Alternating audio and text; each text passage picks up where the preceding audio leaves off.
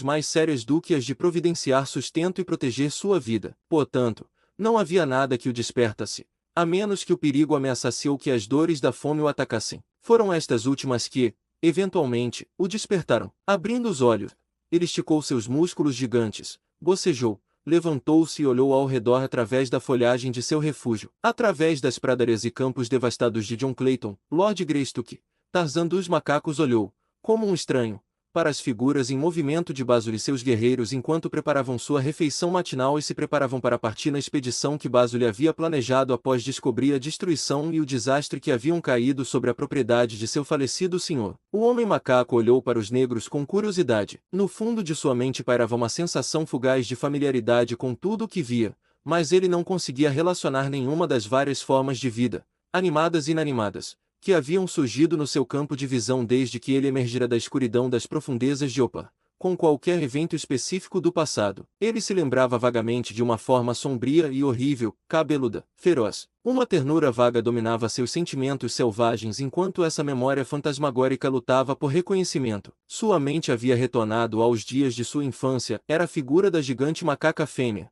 Kala, que ele via, mas apenas parcialmente reconhecida. Ele também via outras formas grotescas, semelhantes a homens. Eram Terquius, Tublat, Kershak e uma figura menor, menos feroz, que era Neta, a pequena companheira de brincadeiras de sua infância. Lentamente, muito lentamente, à medida que essas visões do passado animavam sua memória letárgica, ele passou a reconhecê-las. Elas adquiriram forma e contorno definido, ajustando-se perfeitamente aos diversos acontecimentos de sua vida aos quais estavam intimamente ligadas. Sua infância entre os macacos se desenrolou diante dele como um lento panorama, e, à medida que se desdobrava, provocava nele um grande desejo pela companhia das criaturas peludas e de testa baixa de seu passado. Ele observava os negros espalharem o fogo de cozinha e partirem, mas embora o rosto de cada um deles tivesse sido recentemente tão familiar para ele quanto o seu próprio, eles não despertaram nele nenhuma lembrança. Quando eles se foram, ele desceu da árvore e procurou comida. Pela planície pastavam numerosos rebanhos de ruminantes selvagens. Em direção a um grupo elegante e gordo de zebras, ele se aproximou sorrateiramente. Nenhum processo complicado de raciocínio o fez dar voltas amplamente até estar contra o vento de sua presa. Ele agiu instintivamente. Ele aproveitou qualquer forma de cobertura enquanto rastejava sobre as quatro patas e, muitas vezes, deitado de barriga no chão em direção a elas. Uma jovem égua rechonchuda e um garanhão gordo pastavam mais perto dele enquanto ele se aproximava do rebanho. Invamente, foi o instinto que escolheu o primeiro para sua carne. Um arbusto baixo crescia a apenas alguns metros dos dois desprevenidos. O homem macaco alcançou seu abrigo. Ele segurou sua lança firmemente em suas mãos. Cautelosamente, puxou os pés para se posicionar. Em um único e rápido movimento, ele se ergueu e lançou sua pesada arma na lateral da égua. Nem esperou para notar o efeito de seu ataque, mas saltou, como um gato, atrás de sua lança, com sua faca de caça na mão. Por um instante, os dois animais ficaram imóveis. O rasgo do cruel ferrão em seu flanco trouxe um grito súbito de dor e medo da égua, e então ambos se moveram rapidamente em busca de segurança. Mas Tarzan dos macacos, por uma distância de alguns metros, podia igualar a velocidade até mesmo deles, e o primeiro passo da égua fez com que ela fosse alcançada, com uma fera selvagem em seu flanco. Ela se virou, mordendo e chutando seu inimigo. Seu companheiro hesitou por um instante, como se estivesse prestes a correr para ajudá-la, mas um olhar para trás revelou-lhe os calcanhares voadores do restante do rebanho, e com um bufar e um sacudir de cabeça, ele se voltou e disparou para longe. Agarrou-se com uma mão à curta juba de sua presa. Tarzan golpeava repetidamente com sua faca o coração desprotegido. O resultado havia sido, desde o início, inevitável. A égua lutou bravamente, mas desesperadamente, e logo caiu ao chão, o coração perfurado. O homem macaco colocou um pé sobre seu cadáver e levantou a voz no grito de vitória dos Mangani. À distância, Basile parou quando as fracas notas do horrível grito chegaram aos seus ouvidos. Os grandes macacos, disse ele ao seu companheiro, faz muito tempo desde que os ouvi na terra dos Vaziri. O que poderia tê-los trazido de volta? Tarzan agarrou sua presa e a arrastou para o abrigo parcial do arbusto que havia escondido sua própria aproximação, e ali se agachou sobre ela. Cortou um enorme pedaço de carne do lombo e começou a saciar sua fome com a carne quente escorrendo. Atraídas pelos gritos estridentes da égua, um par de hienas deslizou lentamente para a vista. Elas trotaram até um ponto a alguns metros do homem macaco que se empanturrava, e pararam. Tarzan olhou para cima, mostrou seus dentes de luta e rosnou. As hienas retribuíram o gesto, e recuaram alguns passos. Não fizeram nenhum movimento de ataque, apenas continuaram a sentar a uma distância respeitosa até que Tarzan terminasse sua refeição. Depois que o homem macaco cortou algumas tiras da carcaça para levar consigo, ele caminhou lentamente na direção do rio para saciar sua sede. Seu caminho seguia diretamente em direção às hienas, e ele não alterou sua rota por causa delas. Com toda a majestade senhorial de Numa, o leão, ele avançou direto para as feras rosnando. Por um momento, elas mantiveram seu lugar, eriçadas e desafiadoras, mas apenas por um momento, e então se afastaram para um lado enquanto o homem macaco indiferente passava por elas em seu caminho majestoso. Um momento depois, estavam rasgando os restos da zebra. De volta aos juncos foi Tarzan, e através deles em direção ao rio. Um rebanho de búfalos, assustado com sua aproximação, levantou-se pronto para atacar ou fugir. Um grande touro coçou o chão com as patas e bufou quando seus olhos injetados em sangue descobriram o intruso, mas o homem macaco passou em frente a eles como se ignorasse sua existência. O bufar do touro diminuiu para um zumbido baixo. Ele se virou e afastou uma horda de moscas de seu lado com o focinho. Lançou um último olhar ao homem macaco e retomou a alimentação. Sua numerosa família seguiu o exemplo ou permaneceu observando Tarzan com curiosidade serena, até que os juncos ao longe o ocultaram da vista. No rio, Tarzan bebeu à vontade e se banhou. Durante o calor do dia, deitou-se à sombra de uma árvore próxima das ruínas de seus celeiros queimados. Seus olhos vagueavam pelo planalto em direção à floresta, e um desejo pelos prazeres de suas misteriosas profundezas dominava seus pensamentos por bastante tempo. Com o próximo sol, ele atravessaria o campo aberto e entraria na floresta. Não havia pressa, diante dele se estendia uma vista infinita de amanhãs, sem nada para preenchê-los além da satisfação dos apetites e caprichos do momento. A mente do homem macaco não era perturbada por arrependimentos do passado, nem por aspirações para o futuro. Ele podia deitar-se completamente ao longo de um galho balançando, esticando seus membros gigantes e desfrutando da abençoada paz da completa ausência de pensamento, sem qualquer apreensão ou preocupação que drenasse sua energia nervosa e roubasse sua paz de espírito. Lembrando-se apenas vagamente de qualquer outra existência, o homem macaco era feliz. Lord Gristo que havia deixado de existir. Por várias horas, Tarzan repousou em seu sofá balançante e folhoso até que, mais uma vez, a fome e a sede sugeriram uma excursão. Espreguiçando-se preguiçosamente, ele desceu ao chão e avançou lentamente em direção ao rio. A trilha de caça pela qual ele caminhava havia se tornado,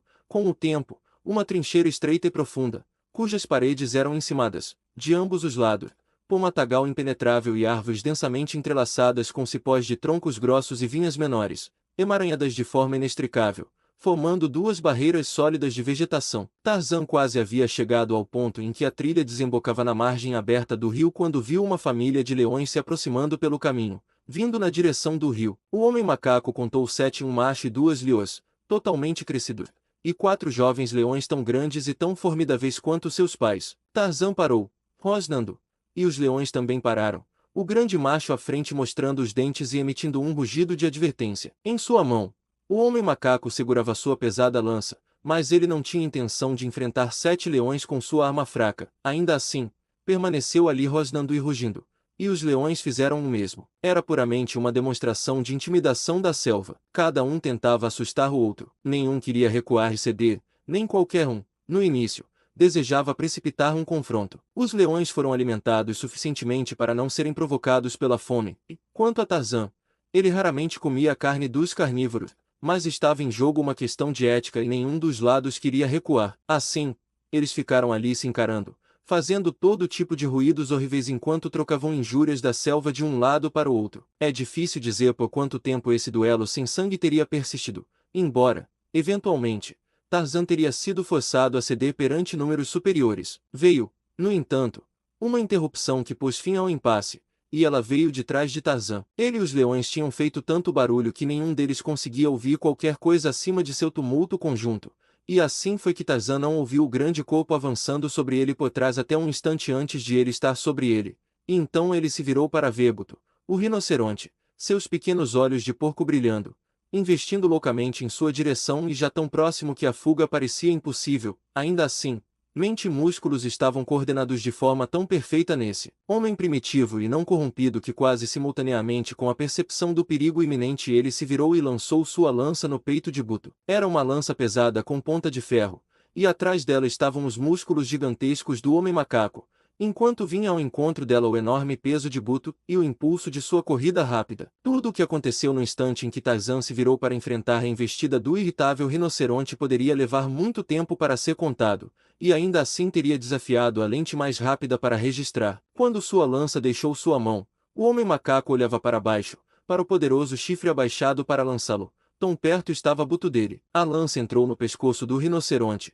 na junção com o ombro esquerdo, e passou quase inteiramente pelo corpo da besta, e no instante em que ele a lançou, Tarzan saltou diretamente para o ar, pousando nas costas de Buto, mas escapando do poderoso chifre. Então Buto avistou os leões e avançou loucamente sobre eles enquanto Tarzan dos macacos saltava ágil para as trepadeiras entrelaçadas de um lado da trilha. O primeiro leão encontrou a investida de Buto e foi lançado alto sobre as costas da fera enfurecida, rasgado e morrendo, e então os 6 leões restantes se lançaram sobre o rinoceronte, dilacerando e rasgando enquanto eram chifrado ou pisoteado. Do segurança de seu poleiro, Tarzan assistia à batalha real com mais intenso interesse, pois os mais inteligentes habitantes da selva se interessam por esses encontros. Para eles, é o que a pista de corridas e o ringue de prêmios, o teatro e o cinema são para nós. Eles os veem frequentemente, mas sempre os apreciam, pois nenhum é exatamente igual ao outro. Por um tempo, pareceu a Tarzan que Buto, o rinoceronte, seria o vencedor na sangrenta batalha. Ele já havia derrotado 4 dos 7 leões e gravemente ferido os 3 restantes quando,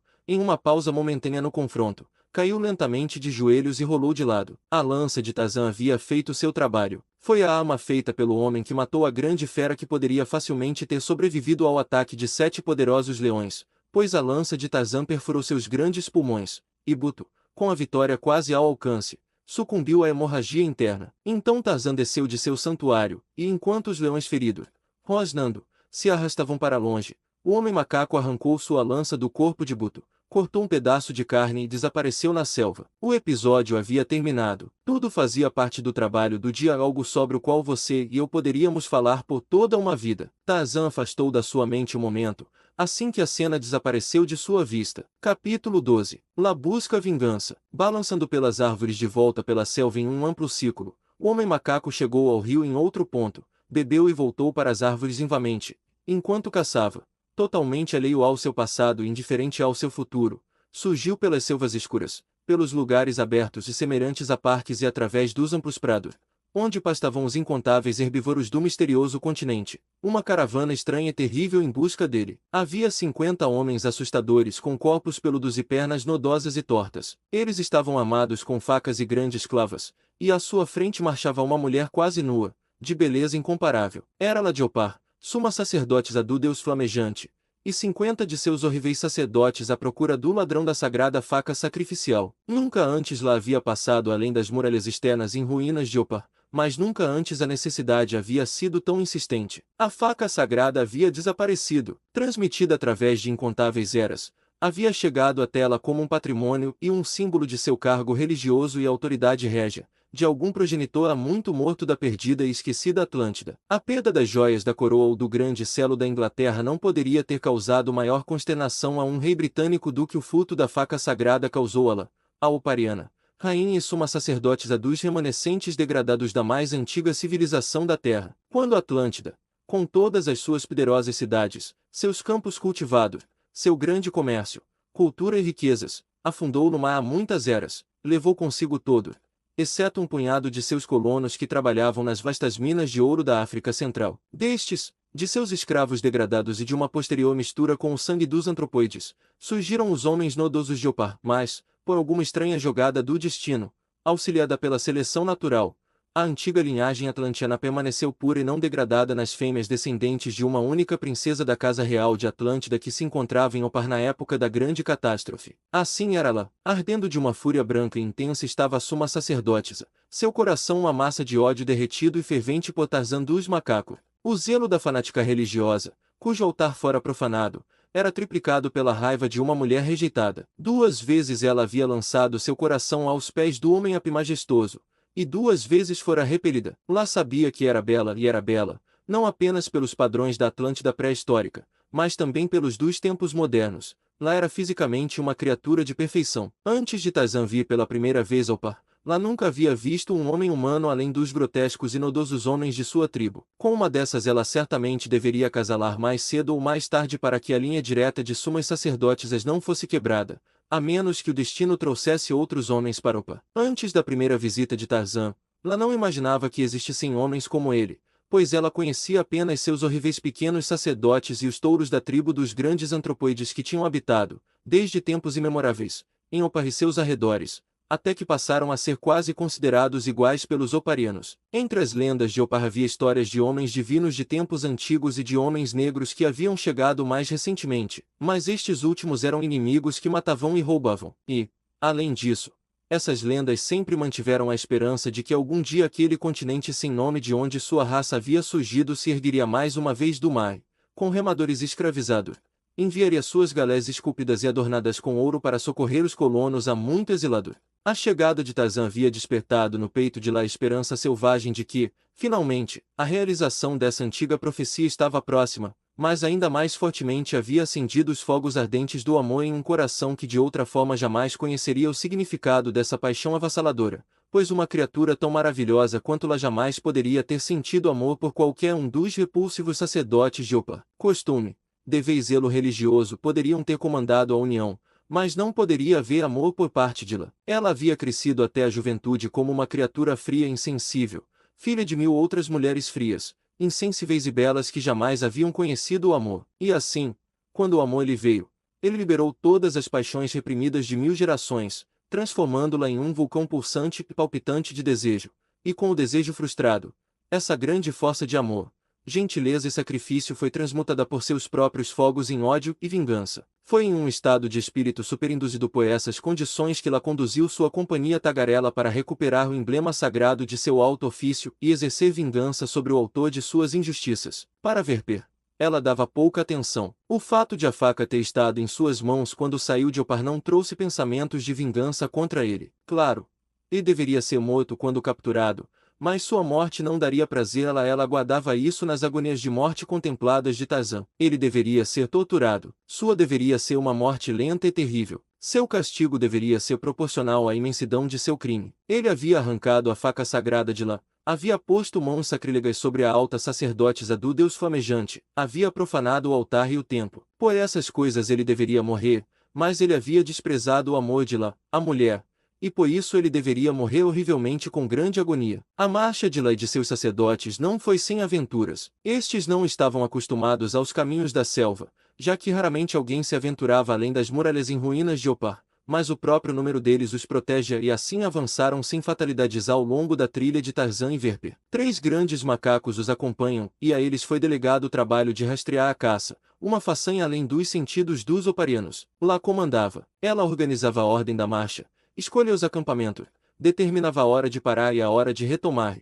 Embora fosse inexperiente nessas questões, sua inteligência natural estava muito acima da dos homens ou dos macacos, de modo que ela se saía melhor do que eles poderiam ter feito. Ela também era uma mestra rigorosa, pois olhava com repulsa e desprezo para as criaturas deformadas entre as quais o cruel destino a lançara. De certa forma, descarregava sobre elas sua insatisfação e seu amor frustrado. Mandava que construíssem para ela uma forte proteção e abrigo todas as noites e mantivessem uma grande fogueira acesa diante dele do anoitecer ao amanhecer. Quando se cansava de caminhar, eram obrigados a carregá-la em uma liteira improvisada, e ninguém ousava questionar sua autoridade ou seu direito a tais serviços. Na verdade, não questionavam nada. Para eles, ela era uma deusa e cada um a amava, e cada um esperava ser escolhido como seu companheiro. Por isso trabalhavam arduamente para ela e suportavam o açoite de seu desagrado e o desprezo habitualmente altivo de sua atitude sem um murmúrio. Por muitos dias eles marcharam, os macacos seguindo o rastro facilmente, se adiantando um pouco em relação ao corpo da caravana para que pudessem avisar os outros sobre perigo iminente. Foi durante uma parada ao meio-dia, enquanto todos descansavam após uma marcha cansativa, que um dos macacos se levantou de repente e farejou o vento. Em um baixo e gutural aviso, ele alertou os outros para ficarem em silêncio, e um momento depois, balançava silenciosamente vento acima na direção da selva. Lá e os sacerdotes se reuniram silenciosamente, os pequenos homens horrendos acariciando suas facas e cacetetes, e aguardaram o retorno do antropóide peludo. Eles também não tiveram que esperar muito antes de vê-lo emergir de um matagal frondoso e se aproximar deles. Foi direto até lá e, na língua dos grandes símios, que também era a língua do decadente Opar, Dirigiu-se a ela. O grande Tarmangani está adormecido ali, disse ele, apontando na direção de onde acabará de vir. Venha e podemos matá-lo. Não o matem, ordenou-la em tom frio. Tragam o grande Tarmangani até mim vivo e sem ferimento. A vingança é de lá. Vão, mas não façam barulho. E ela acenou com as mãos para incluir todos os seus seguidores. Cautelosamente, o estranho grupo avançava pela selva seguindo o grande macaco até que, finalmente, ele os fez parar com a mão erguida e apontou para cima e um pouco à frente. Lá, eles viram a forma gigante do homem macaco esticada sobre um galho baixo, e, mesmo dormindo, uma mão segurava um galho robusto, e uma perna forte e marrom se estendia, sobrepondo-se à outra. Despreocupado, jazia Tarzan dos macacos, dormindo profundamente com o estômago cheio e sonhando com Numa, o leão, e Horta, o javali, e outras criaturas da selva. Nenhum indício de perigo atacava as faculdades adormecidas do homem macaco. Ele não via figuras peludas agachadas no chão abaixo dele nem os 3 macacos que se balançavam silenciosamente para a árvore ao lado. A primeira intuição de perigo que veio a Tarzan foi o impacto de 3 corpos quando os 3 macacos saltaram sobre ele e o lançaram ao chão, onde ele caiu, meio atordoado, sob o peso combinado deles e foi imediatamente atacado pelos 50 homens peludos ou por tantos quanto pudessem se lançar sobre ele. Instantaneamente, o homem macaco se tornou o centro de um redemoinho de horror que golpeava e mordia. Ele lutou nobremente, mas as probabilidades contra ele eram grandes demais. Devagar, eles o dominaram, embora quase nenhum deles sentisse o peso de seu punho poderoso ou o rasgar de suas presas. Capítulo 13. Condenado à tortura e à morte. Lá havia seguido sua companhia, e quando os viu arranhando e mordendo Tarzan, ela levantou a voz e os advertiu para não matá-lo. Ela viu que ele estava enfraquecendo e que logo os números maiores prevaleceriam sobre ele, e não precisou esperar muito antes que a poderosa criatura da selva estivesse indefesa e amarrada aos seus pés. Levem-no ao lugar onde paramos, ordenou ela. E eles carregaram Tarzan de volta para a pequena clareira, e o jogaram debaixo de uma árvore. Construa-me um abrigo, ordenou-la. Ficaremos aqui esta noite e amanhã, diante do Deus flamejante, lá oferecerá o coração deste profanador do templo. Onde está a faca sagrada? Quem a tirou dele? Mas ninguém o havia visto e cada um estava convicto em sua certeza de que a arma de sacrifício não estava com Tarzan quando o capturaram. O homem macaco olhou para as criaturas ameaçadoras que o cercavam e rosnou em desafio. Ele olhou para ela e sorriu. Frente à morte, ele não sentia medo. Onde está a faca? Perguntou-la. Não sei, respondeu Tarzan. O homem a levou consigo quando escapou durante a noite. Já que você está tão desejosa por sua devolução, eu procuraria o homem e a buscaria para você, se não tivesse me mantido prisioneiro. Mas agora que vou morrer, não posso recuperá-la. De que adiantou sua faca? Afinal, você pode fazer outra. Vocês nos seguiram por todo esse caminho apenas por uma faca. Deixe-me ir encontrá-lo, e eu a trarei de volta para você. Lá riu um riso amargo, pois em seu coração sabia que o pecado de Tarzan era maior do que o fruto da faca sacrificial de Opar. Ainda assim, ao olhá-lo deitado, amarrado e indefeso diante dela, lágrimas surgiram em seus olhos, fazendo-a ter que desviar, olhar para escondê-las, mas ela permaneceu inflexível em sua determinação de fazê-lo pagar com sofrimento terrível e, eventualmente, com a morte, por ousar desprezar o amor de Lá. Quando o abrigo foi concluído, Lá fez com que Tarzan fosse transferido para ele. A noite toda eu o torturarei, murmurou ela aos seus sacerdotes, e ao primeiro raio de amanhecer vocês poderão preparar o altar flamejante sobre o qual seu coração será oferecido ao Deus flamejante. Eu numa madeira bem impregnada de piche, coloquei-na na forma e no tamanho do altar em Opa, no centro da clareira, para que o Deus flamejante possa olhar para nossa obra e se agradar. Durante o restante do dia, os sacerdotes de Opa estavam ocupados erguendo um altar no centro da clareira, e enquanto trabalhavam, cantavam hinos estranhos na antiga língua daquele continente perdido que jaz no fundo do Atlântico. Eles não conheciam os significados das palavras que pronunciavam ou apenas repetiam o ritual que havia sido transmitido de preceptor a neófito desde aquele dia distante em que os ancestrais do homem de Pittsburgh ainda balançavam pelas caudas nas florestas úmidas que hoje são a Inglaterra. E no abrigo da cabana, Lá caminhava de um lado para o outro ao lado do estoico homem macaco, resignado ao seu destino. Estava Tarzan. Nenhuma esperança de socorro brilhava através da escuridão da sentença de morte que pairava sobre ele. Sabia que seus músculos gigantescos não poderiam separar os diversos fios que prendiam seus pulsos e tornozelos, pois já havia se esforçado frequentemente, mas sem sucesso, para se libertar. Não tinha esperança de ajuda externa, e apenas inimigos o cercavam dentro do acampamento, e ainda assim sorria para ela enquanto ela caminhava nervosamente de um lado para o outro ao longo do abrigo. E lá, ela acariciou sua faca com os dedos e olhou para baixo, para o seu cativo. Ela lançou um olhar furioso e murmurou: mas não atacou. Esta noite, ela pensou, esta noite, quando estiver escuro, eu o torturarei. Ela contemplou sua figura perfeita, quase divina, e seu rosto bonito e sorridente, e então endureceu vivamente seu coração com pensamentos sobre seu amor rejeitado, com pensamentos religiosos que condenavam o infiel que havia profanado o santuário mais sagrado, que havia tomado do altar ensanguentado de oferta ao Deus flamejante, e não uma,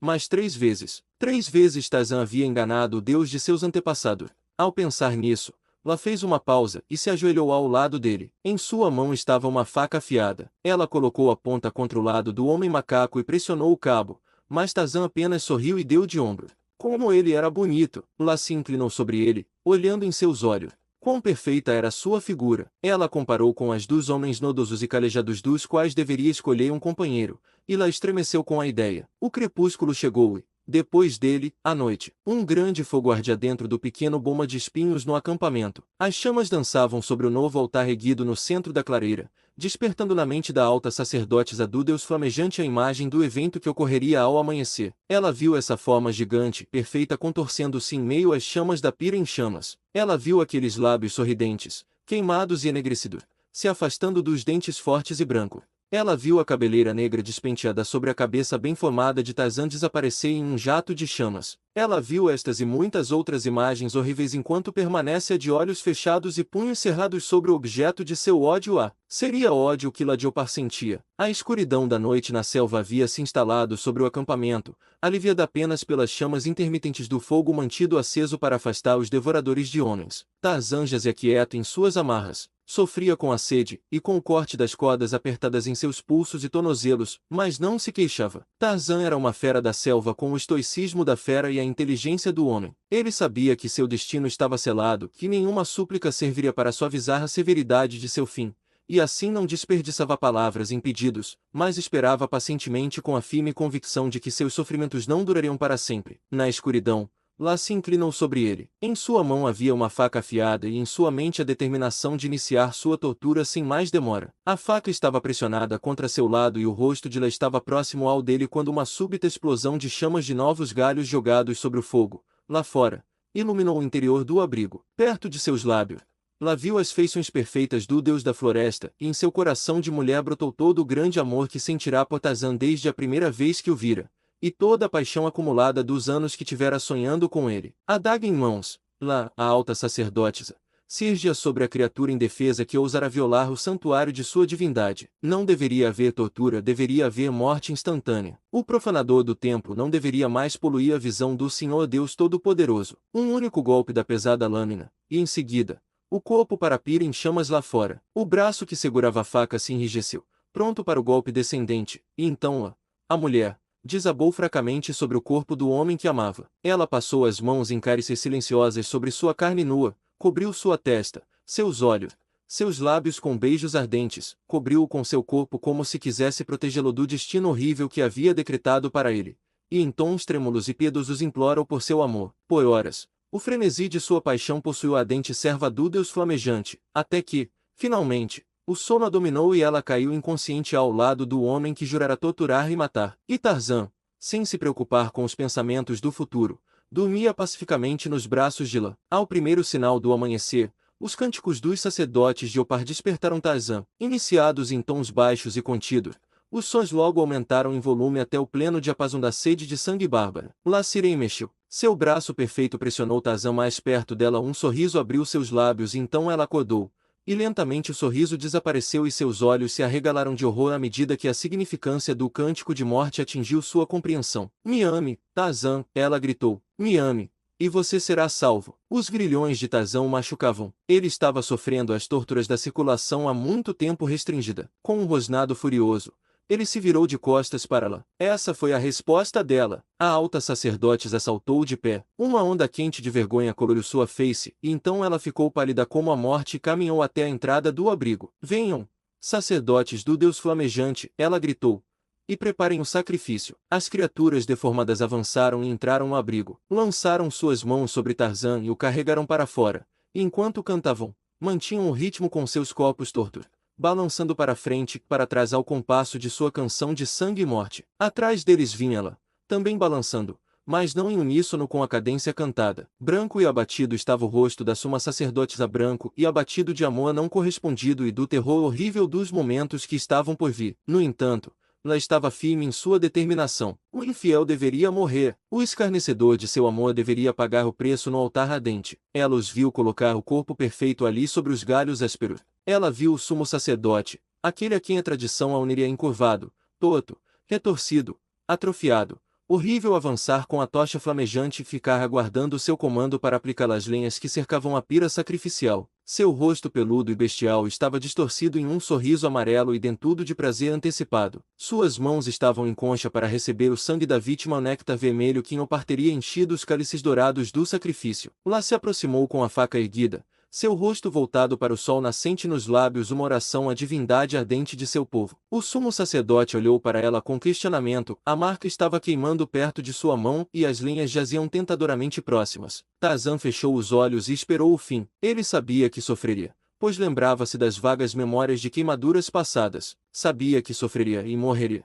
mas não recuou. A morte não é grande aventura para aquele criado na selva que anda de mãos dadas com o espectro sombrio durante o dia e se deita ao seu lado à noite por todos os anos de sua vida. É duvidoso que o homem macaco sequer especulasse sobre o que vem após a morte. De fato, à medida que seu fim se aproximava, sua mente estava ocupada com pensamentos sobre os pedrinhas bonitas que ele havia perdido, mas todas as suas faculdades ainda estavam abertas ao que acontecia ao seu redor. Ele sentiu-la se inclinar sobre ele e abriu os olhos. Viu seu rosto branco e abatido e viu lágrimas cegando seus olhos. Tarzan, meu Tarzan, ela gemeu. Diga-me que me ama, que voltará para o par comigo, e você viverá. Mesmo diante da raiva do meu povo, eu o salvarei. Esta é a última chance que te dou. Qual é a sua resposta? No último momento, a mulher em lá triunfará sobre a suma sacerdotisa de um culto cruel. Ela viu sobre o altar a única criatura que alguma vez despertara os fogos do amor em seu seio virginal. Ela viu o fanático de face de besta que um dia seria seu companheiro,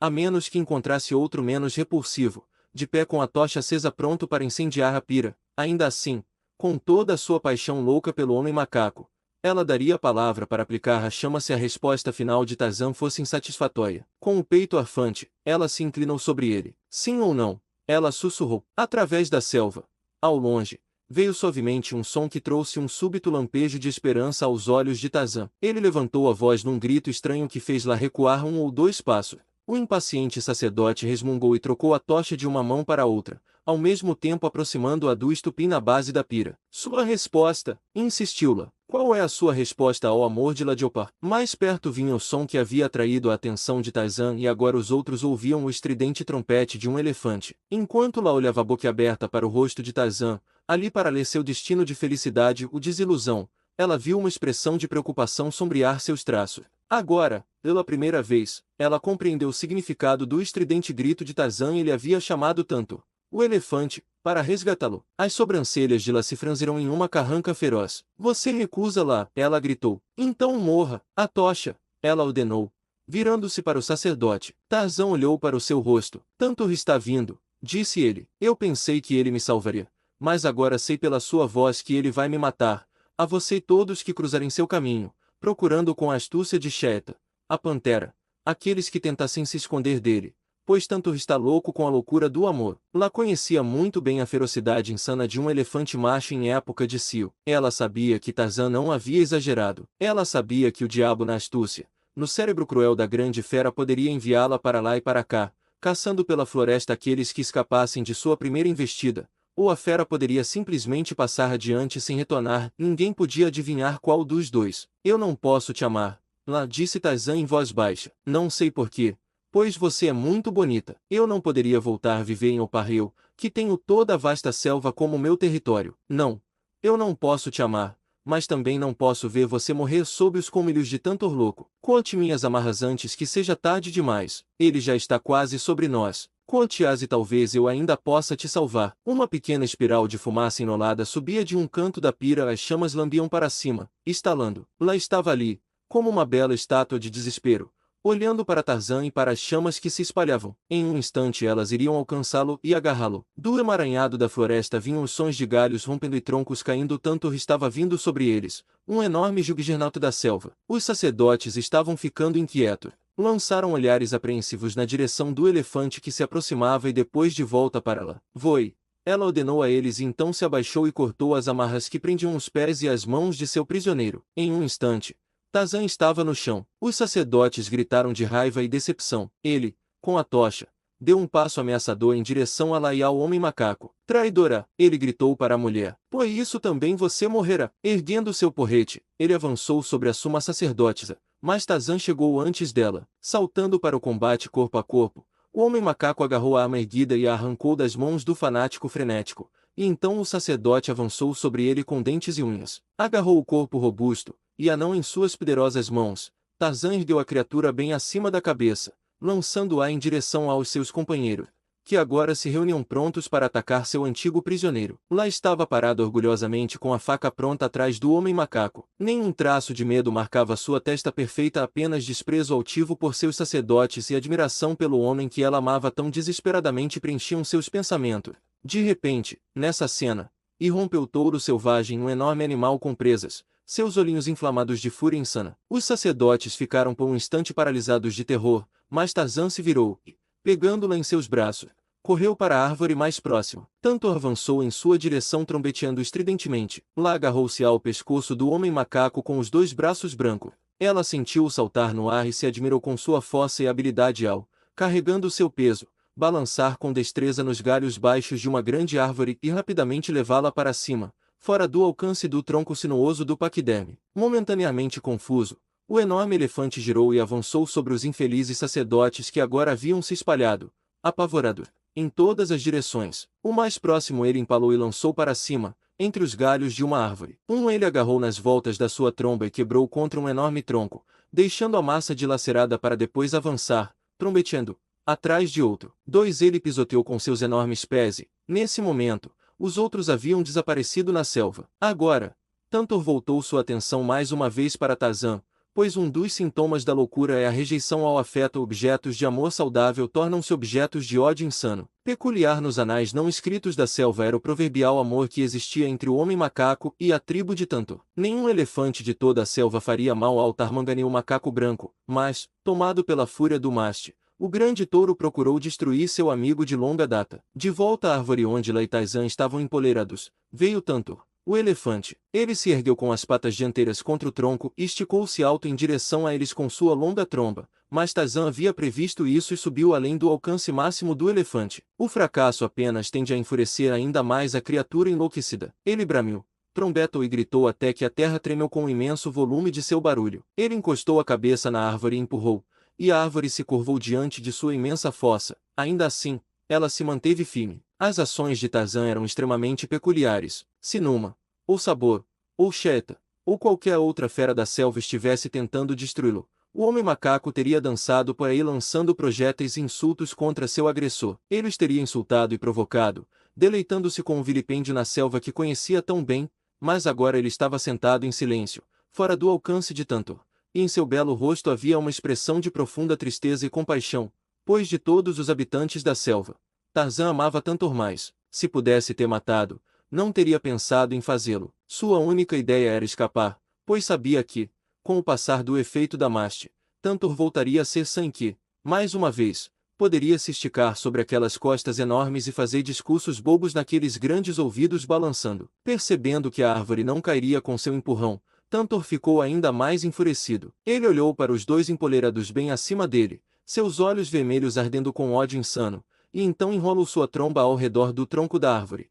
Abriu suas enormes patas e puxou para arrancar o gigante da selva. Tantor era uma criatura enorme, um touro gigantesco na plenitude de toda a sua força estupenda. Ele esforçou-se poderosamente até que, para a consternação de Tarzan, a grande árvore cedeu lentamente nas raízes. O chão se ergueu em pequenos montículos e cristas ao redor da base do tronco. A árvore inclinou-se num instante. Seria arrancada e cairia. O homem macaco girou-la para suas costas e, exatamente quando a árvore se inclinava lentamente em seu primeiro movimento fora da vertical, antes do súbito impulso de seu colapso final, ele avançou para os galhos de uma árvore menor vizinha. Foi um salto longo e perigoso. Lá fechou os olhos e estremeceu, mas quando os abriu novamente, encontrou-se segura, com Tarzan avançando pela floresta. Atrás deles, a árvore arrancada do solo caiu pesadamente, levando consigo as árvores menores em seu caminho.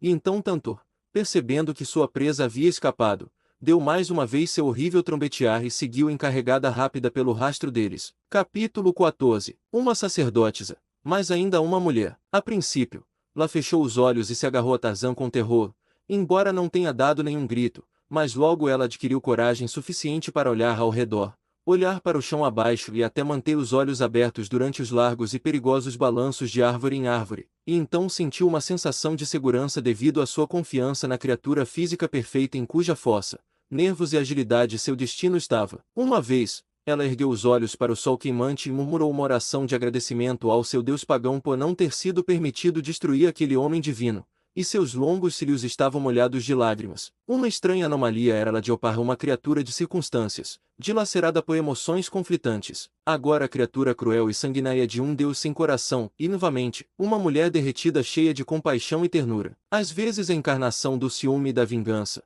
e às vezes uma donzela soluçante, generosa e perdoadora, ao mesmo tempo virgem e lasciva, mas sempre uma mulher. Assim era ela. Ela pressionou sua bochecha contra o ombro de Tarzan. Lentamente, virou a cabeça até que seus lábios quentes tocassem sua carne. Ela o amava e morreria por ele com prazer. Ainda assim, dentro de uma hora, ela estava pronta para cravar uma faca em seu coração e poderia fazê-lo novamente na próxima hora. Um padre infeliz buscando abrigo na selva acidentalmente se mostrou a tanto enfurecido. A grande fera se voltou para um lado, avançou sobre o homem pequeno e curvado, acabou com ele e então, desviando de seu caminho, tropeçou rumo ao sul. Em poucos minutos, até o barulho de seu trombetear se perdeu à distância. Tarzan caiu no chão e lá deslizou de suas costas até ficar de pé. Chame seu povo, disse Tarzan. Eles vão me matar, respondeu-la. Eles não vão te matar, contradisse o homem macaco. Ninguém vai te matar enquanto Tarzan dos macacos estiver aqui. Chame-os e nós conversaremos com eles. Lá levantou a voz num estranho chamado, semelhante ao de uma flauta, que se espalhou pela selva em todas as direções. De perto e de longe vieram respostas em gritos nos tons látidos dos sacerdotes oparianos. Estamos vindo! Estamos vindo! Invamente, lá repetiu sua convocação até que, sozinhos ou em duplas, a maior parte de seus seguidores se aproximou e parou a uma curta distância da alta sacerdotisa e de seu salvador. Eles chegaram com sobrancelhas franzidas e semblante ameaçador. Quando todos chegaram, Tarzan se dirigiu a eles. Sua-la está segura, disse o homem macaco. Se ela tivesse me matado, ela mesma agora estaria morta e muitos de vocês também, mas ela me poupou para que eu pudesse salvá-la. Sigam seu caminho com ela de volta ao par, e Tarzan seguirá o seu caminho pela selva. Que haja paz sempre entre Tarzan e lá. Qual é a sua resposta? Os sacerdotes resmungaram e balançaram a cabeça. Eles conversaram entre si, e Lá e Tarzan puderam ver que não estavam favoravelmente inclinados à proposta. Não desejavam levá-la de volta e queriam completar o sacrifício de Tarzan ao Deus flamejante. Por fim, o homem macaco ficou impaciente. Você obedecerá aos comandos de sua rainha, ele disse, e voltará para o par com ela. Ou Tarzan dos macacos reunirá as outras criaturas da selva e matará todos vocês. Lá me salvou para que eu pudesse salvar vocês e ela. Eu lhe servi melhor vivo do que teria servido morto. Se vocês não forem todos tolos, me deixarão seguir meu caminho em paz e retornarão para o par com Lá. Não sei onde está a faca sagrada, mas vocês podem fabricar outra. Se eu não a tivesse tomado de Lá, vocês me teriam matado, e agora seu Deus deve estar feliz por eu tê-la tomado, já que salvei sua sacerdotisa de tanto louco de amor. Vocês voltarão para o par com Lá, prometendo que nenhum mal lhe acontecerá. Os sacerdotes se reuniram em um pequeno grupo, discutindo e debatendo. Eles batiam no peito com os punhos, erguiam as mãos e os olhos para seu Deus flamejante, rosnavam e latiam entre si até que se tornou evidente para Tarzan que um deles estava impedindo a aceitação de sua proposta. Este era o sumo sacerdote, cujo coração estava cheio de raiva ciumenta porque ele abertamente reconhecia seu amor pelo estranho, quando, pelas costumes mundanos de seu culto, ela deveria ter pertencido a ele. Parecia que não haveria solução para o problema até que outro sacerdote se adiantou, e, levantando a mão, dirigiu-se a Lá. Cade, o sumo sacerdote, ele anunciou, sacrificaria vocês dois ao Deus flamejante, mas todos nós, exceto Cade, retornaríamos com prazer ao par com nossa rainha. Vocês são muitos contra um, falou Tarzan. Por que não deveriam ter a sua vontade? Sigam para o par com Lá e, se Cade interferir, matem-no. Os sacerdotes de Opar acolheram essa sugestão com gritos altos de aprovação. Para eles, parecia nada menos que uma inspiração divina. A influência de eras de obediência inquestionável aos sumos sacerdotes fazia parecer impossível questionar sua autoridade, mas, quando perceberam que podiam forçá-lo a seguir a vontade deles, Ficaram tão felizes quanto crianças com brinquedos novos. Eles avançaram rapidamente e agarraram Cad. Falavam em tons altos e ameaçadores em seu ouvido. Ameaçaram-no com porrete e faca até que,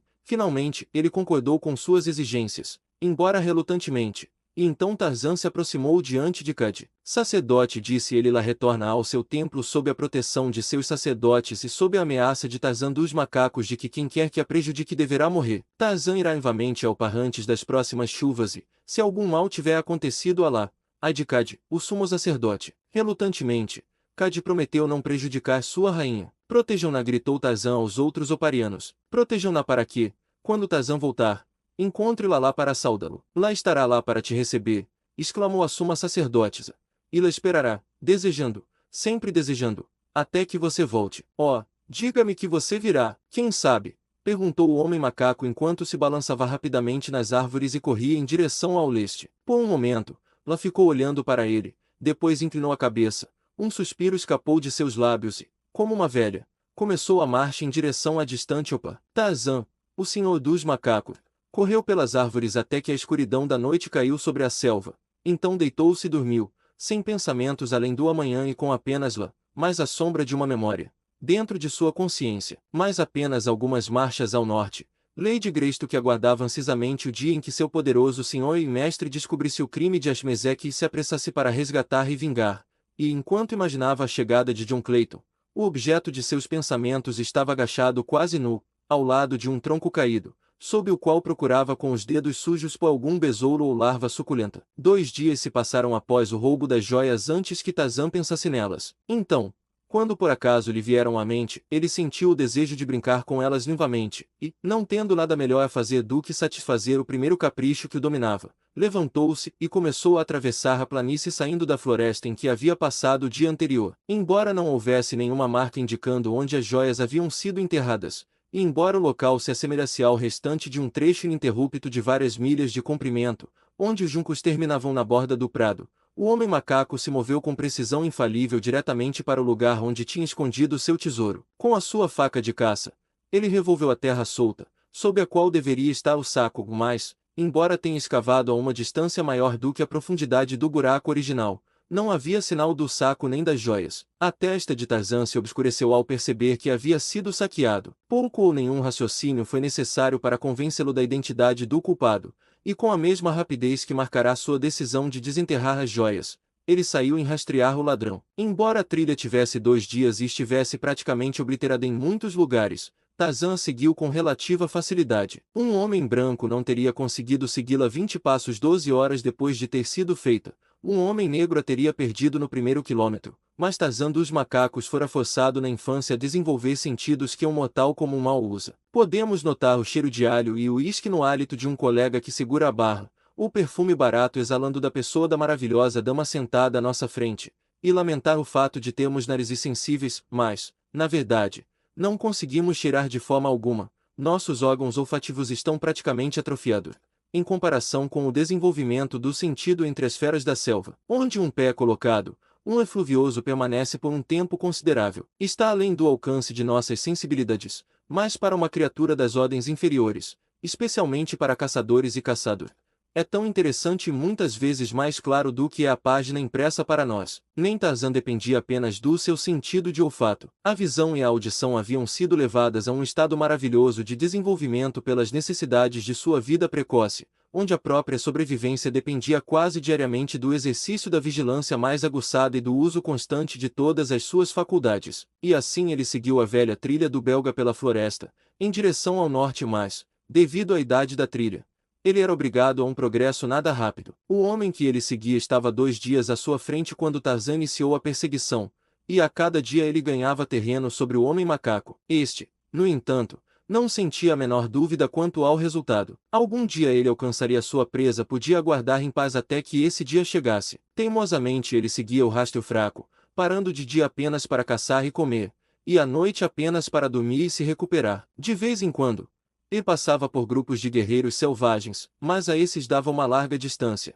pois caçava com um propósito que não poderia se distrair com os acidentes menores do caminho. Esses grupos eram das hordas colecionadoras dos Vazir e seus aliados, que Baso lhe havia espalhado por meio de seus mensageiros para convocar. Eles marchavam para um encontro comum em preparação para um ataque à fortaleza de Asmezek, mas para Tarzan, eles eram inimigos. Ele não tinha nenhuma lembrança consciente de qualquer amizade pelos homens negros. Era noite quando ele parou do lado de fora da vila paliçada do invasor árabe. Empoleirado nos galhos de uma grande árvore, ele observava a vida dentro do recinto. Até este lugar o rastro o havia levado. Sua presa devia estar lá dentro, mas como encontrá-la entre tantas cabanas? Tarzan, embora ciente de seus poderes enormes, também reconhecia suas limitações. Ele sabia que não poderia enfrentar com sucesso um grande número de inimigos em batalha aberta. Precisaria recorrer à astúcia e ao truque da fera selvagem, se quisesse ter sucesso. Sentado na segurança de sua árvore, mastigando o osso da perna de Horta, o javali, Tarzan aguardava uma oportunidade favorável para entrar na aldeia. Por um tempo, roeu as extremidades arredondadas e protuberantes do grande osso, arrancando pequenos pedaços entre suas fortes mandíbulas e sugando a deliciosa medula de dentro, mas o tempo todo lançava olhares repetidos para a aldeia. Ele viu figuras de branco com togas e negros seminu, mas nenhuma vez viu alguém que se assemelhasse ao ladrão das joias. Pacientemente esperou até que as ruas fossem desertas, exceto pelos sentinelas nos portões, então desceu levemente ao chão, contornou até o lado oposto da aldeia e se aproximou da paliçada. Ao seu lado pendia uma longa corda de couro cru, uma evolução natural e mais confiável da corda de grama de sua infância. Afrouxando-a, ele espalhou o laço sobre o chão atrás de si, com um rápido movimento do punho, lançou as voltas sobre uma das protuberâncias afiadas do topo da paliçada. Esticando o laço, ele testou a firmeza de sua fixação. Satisfeito, o homem macaco correu ágil pela parede vertical, auxiliado pela corda que segurava com ambas as mãos. Uma vez no topo, bastou um momento para recolher vivamente a corda pendente em suas voltas, prendê-la vivamente à cintura, lançar um rápido olhar para baixo dentro da paliçada, certo de que ninguém estava escondido diretamente abaixo dele, descer suavemente até o chão. Agora ele estava dentro da aldeia. À sua frente estendia-se uma série de tendas e cabanas indígenas. O trabalho de explorar cada uma delas seria repleto de perigos, mas o perigo era apenas um fator natural da vida cotidiana. Nunca assustava Tarzan. As oportunidades o atraíam, as chances de vida e morte, com sua habilidade e suas faculdades confrontando-as de um adversário à altura. Não era necessário que ele entrasse em cada habitação pela porta, por uma janela ou por uma fenda aberta. Seu nariz lhe dizia se a presa estava lá dentro ou não. Por algum tempo, encontrou uma decepção seguida da outra em rápida sucessão. Nenhum vestígio do belga era discernível, mas, por fim, ele chegou a uma tenda onde o cheiro do ladrão era intenso. Tarzan escutou, com o ouvido junto à lona na parte de trás, mas nenhum som veio de dentro. Finalmente, ele cortou uma das cordas de sustentação, levantou a parte inferior da lona e enfiou a cabeça no interior. Tudo estava quieto e escuro. Tarzan rastejou cautelosamente para dentro. O cheiro do belga era forte, mas não era um cheiro recente. Mesmo antes de examinar o interior minuciosamente, Tarzan sabia que não havia ninguém lá dentro. Em um canto, encontrou um monte de cobertores e roupas espalhados, mas nenhuma bolsa de pedrinhas bonitas. Um exame cuidadoso do restante da tenda não revelou mais nada, pelo menos nada que indicasse a presença das joias, mas ao lado onde estavam os cobertores e roupas, o homem macaco descobriu que a parede da tenda havia sido afrouxada na parte inferior, e logo percebeu que o belga havia saído recentemente da tenda por essa passagem. Tarzan não demorou a seguir o caminho por onde sua presa havia fugido. O rastro levava sempre na sombra, e na parte traseira das cabanas e tendas da aldeia era bastante evidente para Tarzan que o belga havia ido sozinho e secretamente em sua missão. Evidentemente, ele temia os habitantes da aldeia, ou pelo menos seu trabalho tinha uma natureza tal que ele não ousava arriscar ser descoberto. Na parte de trás de uma cabana nativa, o rastro passava por um pequeno buraco recém-cortado na parede de arbustos e seguia para o escuro interior além. Destemido, Tarzan seguiu a trilha. De mãos e joelhos, ele rastejou pelo pequeno orifício. Dentro da cabana, suas narinas foram atacadas por muitos odores, mas claro e distinto entre eles estava um que meio que despertava uma memória latente do passado, que era o cheiro fraco e delicado de uma mulher. Com o reconhecimento disso, surgiu no peito do homem macaco uma estranha inquietação, resultado de uma força irresistível com a qual ele estava destinado a se familiarizar vivamente, o instinto que atrai o macho para sua fêmea. Na mesma cabana estava também o rastro do cheiro do belga, e como ambos atacavam as narinas do homem macaco, misturando-se um ao outro, uma raiva ciumenta saltou e queimou dentro dele, embora sua memória não guardasse diante do espelho da recordação nenhuma imagem da mulher à qual ele havia ligado seu desejo. Como a tenda que ele havia investigado, a cabana também estava vazia, e depois de certificar-se de que sua bolsa roubada não estava escondida em nenhum lugar dentro, ele saiu, como havia entrado, pelo buraco na parede traseira. Ali ele seguiu o rastro do belga, acompanhando pelo clareira, por cima da paliçada, e para fora, na escuridão da selva além. Capítulo 15. A fuga de Verper. Depois que Verper arrumou o boneco em sua cama e saiu sorrateiramente para a escuridão da vila, pela parede traseira de sua tenda, ele foi diretamente para a cabana onde Jane Clayton estava mantida cativa. Antes da entrada, agachava-se um sentinela negro. Verper aproximou-se dele com coragem, falou algumas palavras em seu ouvido, entregou-lhe um pacote de tabaco e entrou na cabana. O negro sorriu e piscou enquanto o europeu desaparecia na escuridão do interior. O belga, sendo um dos principais tenentes de Asmezek, podia naturalmente ir aonde quisesse dentro ou fora da vila, e por isso o sentinela não questionou seu direito de entrar na cabana com a prisioneira branca. Lá dentro, Verper chamou em francês e em um sussurro baixo, Lady Greystoke, sou eu, Amy Freckles. Onde você está? Mas não houve resposta. Apressadamente, o homem tateou o interior, apalpando cegamente a escuridão com as mãos estendidas. Não havia ninguém lá dentro. O espanto de Verper era indescritível. Ele estava prestes a sair sem questionar o sentinela, quando seus olhos, acostumando-se à escuridão, descobriram uma mancha de negro mais claro perto da base da parede traseira da cabana. A inspeção revelou que a mancha era uma abertura cortada na parede. Era grande o suficiente para permitir a passagem de seu corpo, e convencido de que Lady Greystoke havia passado pela abertura na tentativa de escapar da aldeia, ele não perdeu tempo em aproveitar o mesmo caminho, mas também não perdeu tempo em uma busca infrutífera por Jane Clayton. A própria vida dele dependia da chance de escapar de Asmezek ou de se distanciar dele, quando esse digno homem descobrisse que ele havia fugido. Seu plano original havia contemplado a conivência na fuga de Lady Greystoke por duas razões muito boas e suficientes. A primeira era que, ao salvá-la, ele conquistaria a gratidão dos ingleses e, assim, diminuiria a chance de extradição caso sua identidade e seu crime contra seu oficial superior fossem imputados a ele. A segunda razão baseava-se no fato de que apenas uma direção de fuga estava aberta para ele de forma segura. Ele não podia viajar para o oeste por causa das possessões belgas que se encontravam entre ele e o Atlântico. O sul lhe estava fechado pela temida presença do selvagem homem cima ao que ele havia roubado. Ao norte estavam os amigos e aliados de Asmezek. Apenas para o leste, através da África Oriental Britânica, existia uma razoável garantia de liberdade. Acompanhado por uma inglesa titulada que ele havia resgatado de um destino terrível, e cuja identidade ele havia confirmado como sendo a de um francês chamado Freckles, ele aguardava, e não sem razão, a assistência ativa dos britânicos desde o momento em que entrou em contato com seu primeiro posto avançado. Mas agora que Lady Greystoke tinha desaparecido, embora ele ainda olhasse para o leste em busca de esperança, suas chances haviam diminuído, e outro plano secundário foi completamente frustrado. Desde o momento em que ele colocou os olhos em Jane Clayton, ele nutria em seu peito uma paixão secreta pela bela esposa americana do Lord inglês, e quando a descoberta das joias por Asmezek tornou a fuga necessária, o belga sonhou, em seus planos, com um futuro em que pudesse convencer Lady Greystoke de que seu marido estava morto, explorando sua gratidão, conquistá-la para si. Naquela parte da vila mais distante dos portões, Verper descobriu que 2 ou 3 postes longos,